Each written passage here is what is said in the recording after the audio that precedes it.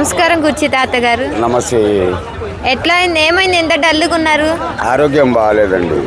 మరి హాస్పిటల్కి వెళ్ళారా బాబాయ్? నిన్న పోయినా, మళ్ళీ రేపు పోతా. ఏమన్నారు డాక్టర్? Just chest pain.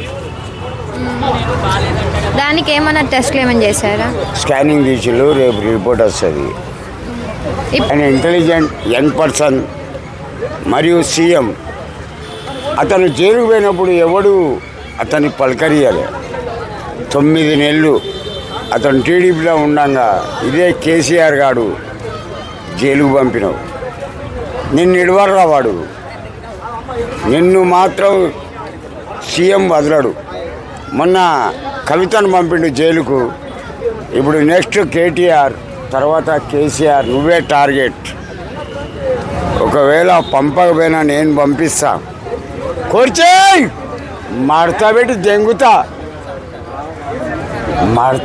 దెంగుతా కుర్చీ.